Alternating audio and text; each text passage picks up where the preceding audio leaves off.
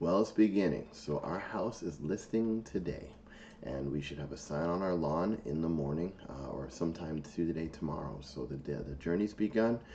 A house on the market in Collingwood, and we're looking at selling it to move to the Dominican Republic. Since last I've sent a message or sent a video, we've learned a lot. I've used Facebook a fair bit to communicate with a lot of Facebook individuals and to help us make some decisions as to where we might go. I discovered Jericho just the last week. It is so beautiful. You see, in Collingwood, we're up on we have a mountain on one side. We have well, I'll show you. Let's go back to Collingwood. We have Blue Mountain sitting up over here, which is one of the ski capitals of Canada over here. Let me go layers. So the escarpment is gorgeous. Right here, you're actually looking down upon the water is gorgeous. But at the same time, and I'm a 10-minute drive from there. And at the same time, my house is a 10-minute drive from the longest freshwater beach in the world. And then I'm a 10-minute drive from some of the best hiking in the world as well. Bruce Trail runs a great distance. I'm not going to get into the detail of the tourism here. And Collingwood is a tourist destination as a result of all that amazingness. And I'm so fortunate to have been living here for I don't know, almost 15 years we've been living here. Prior to that, we lived in Barrie, Ontario, which is another awesome town. I mean, more of a city.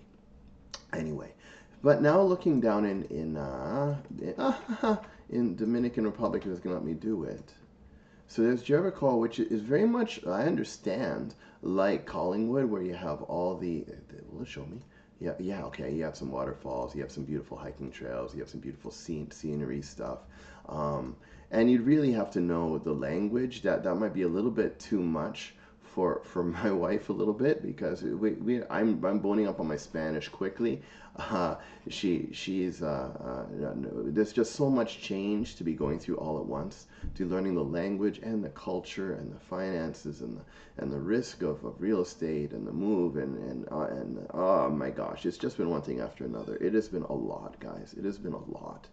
But nonetheless, this is one area that least closely resembles kind of what we're used to, and it's beautiful, and it has. Can I go back? Will it? Yes. Okay. And it will.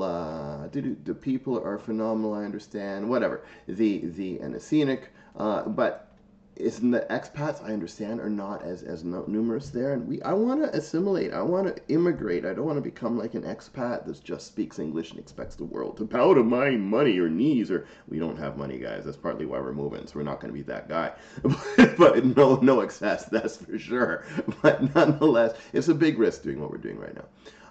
And then the other thought is Cabarete, Sosua. Now there's a park here, a national park, and then there is a actual group that is selling 3-acre plots for homesteading, and that's the kind of stuff my wife would like to get into, and that's close to our Sosua Cabarete desire, and that gives us the best of this doesn't show more pictures, right?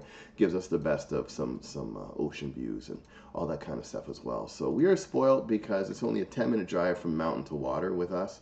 In the Dominican Republic, it would be, let's say, a 1-hour drive, if not further, because you can be on La Vega to go to the ocean views. At the same time, though, being up here, it puts us between two of the biggest. We have their Santo Domingo, which is like their Toronto, 3 times the size of Toronto. And then in between, and then we have Santiago, which also is there's about 1 million people there. And so being able to be by those population densities and contribute to the local economy as best we can, that's also important to me. And so that's kind of so that kind of leans in the direction here. But I think we're probably going to end up doing is starting here first, starting by the beaches, starting close to our friends, because we have friends that live in Sosua right now, starting close to our friends, getting accustomed to things, and then start driving all around the entire island.